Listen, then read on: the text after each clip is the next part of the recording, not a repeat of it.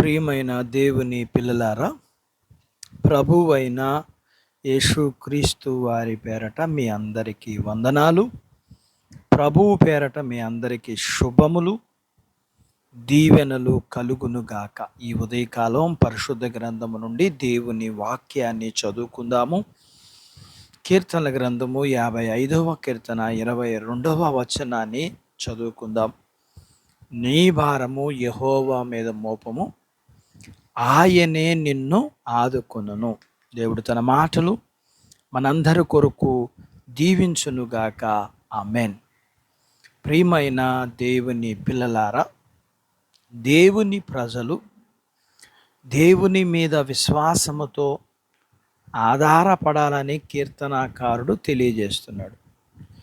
దేవుని బిడ్డవైన నీవు మోయలేని అనేక భారాలు మోస్తూ ఆనందం, సంతోషం, సమాధానం లేక కృంగిని స్థితిలో ఉన్నావా? దిగులు పడకు, ఆందోళన చెందకు. నీ భారాల నుండి నిన్ను విడిపించే దేవుడు ఉన్నాడు. అందుకని దేవుని మీద భారం వెయ్యి. ఆయన నీకు సహాయం చేస్తాడు.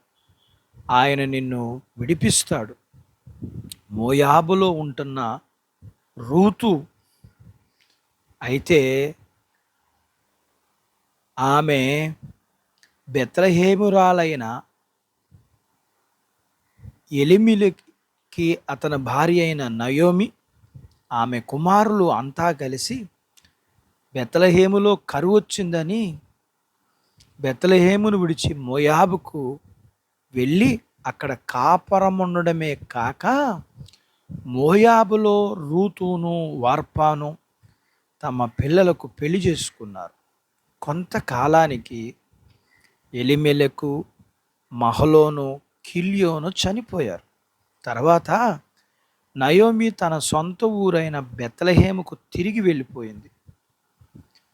మీరు మీ ఇళ్లకు తిరిగి వెళ్ళండి అన్నప్పుడు వార్పా వెళ్ళిపోయింది. అయితే రూతు అలా కుదరదు అని, నీ దేవుడే నా దేవుడు, నీ దేశమే నా దేశము, నీ ప్రజలే నా ప్రజలని, నిన్ను నన్ను మరణం తప్ప ఏది వేరు చేయలేదని రూతు నయోమి వెంట వెళ్ళింది.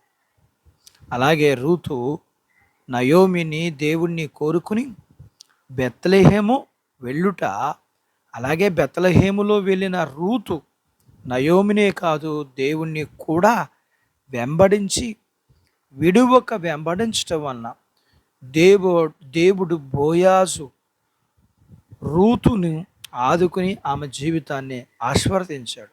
అలాగే దేవుని ప్రజలతో సహవాసం చేసిన దానిని బట్టి యెహోషువ ద్వారా దేవుని ప్రజలు గిబియోనులను దేవుడు ఆదుకున్నాడు.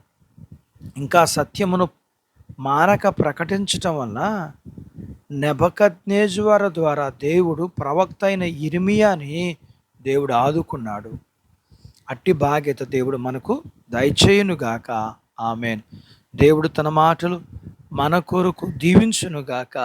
ఆమెన్. ప్రార్థించుకుందాం. నాతో పాటు ఏకీభవించండి.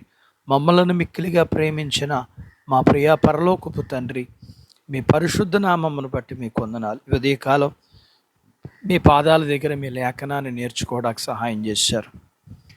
మీరు ఆదుకోకపోతే మాకు ఎవరూ సహాయం చేయరు కదా.